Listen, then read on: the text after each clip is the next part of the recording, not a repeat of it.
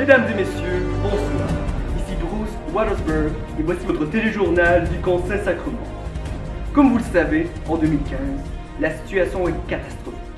Les environnementalistes déplorent notre comportement polluant, ravageur, gaspilleur. Même des manifestations font rage en ce moment même. Nous avons donc notre envoyée spéciale, Janine, sur le terrain. À vous, Janine. En effet, Bruce, alors je suis dans le quartier Saint-Sacrement actuellement où de nombreuses manifestations ont lieu. Comme vous pouvez le voir derrière moi, une manifestante pro-environnement manifeste contre la pollution et les gaz à effet de serre. En effet, en prenant la rue d'assaut, elle démontre aux différents conducteurs qu'elle est frustrée de la condition environnementale sur la Terre actuellement. Allons l'interviewer. Madame, voudriez-vous parler à la caméra un peu de votre interview? Allons sur le trottoir, par exemple, c'est moins dangereux. Alors, dites-moi, pourquoi manifestez-vous aujourd'hui? Vous voyez ce fruit-là, ce fruit-là, si on continue à polluer, on n'en mangera plus. C'est pour ça que ça me frustre. Vive les fruits, non à la pollution. Continuez de manger des bananes tout le monde, puis continuez à manifester. C'est ça que je pense. Moi, je pense qu'il faut arrêter de polluer comme ça, puis il faut juste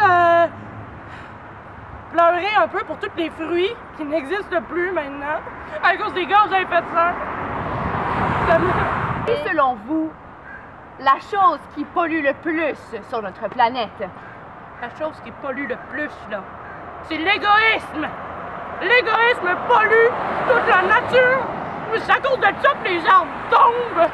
En parlant de ça, je vous invite tout le monde qui m'écoute à planter un arbre aujourd'hui.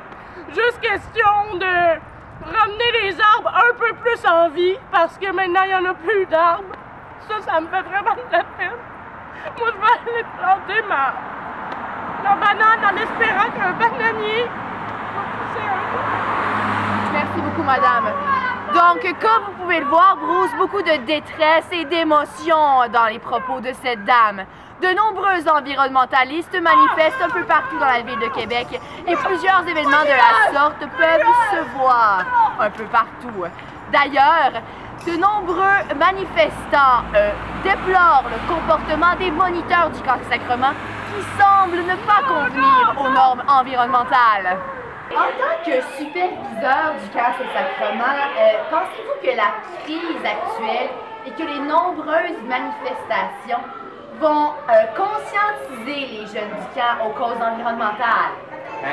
Ben, c'est certain. Étant Tarzan, la jungle, c'est pas mal mon environnement. Fait que, écoute, je te dirais que oui. Puis nous, notre principe, c'est un bon team spirit, évidemment. Mais au camp Saint-Sacrement, l'environnement, on en fait notre camp. Et voilà, on est parti. D'autres manifestants, de leur côté, utilisent des méthodes plus passives pour manifester. Certains utilisent la musique ou encore la poésie pour exprimer leur mécontentement. Vous savez, moi, la musique, c'est une passion, c'est un mode de vie. Avec ça, on peut communiquer toutes sortes de choses. On peut encourager les gens à être écologiques, à recycler, à aimer les arbres.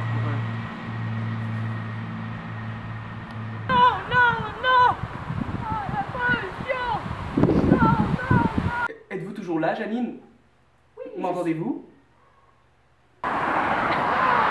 Pardon, c'était un peu ailleurs.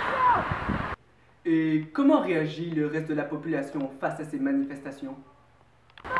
Oui, en fait, la population réagit quand même bien à ces manifestations. Les automobilistes acceptent que des gens manifestent dans la rue et la situation se déroule quand même d'une façon calme et respectueuse.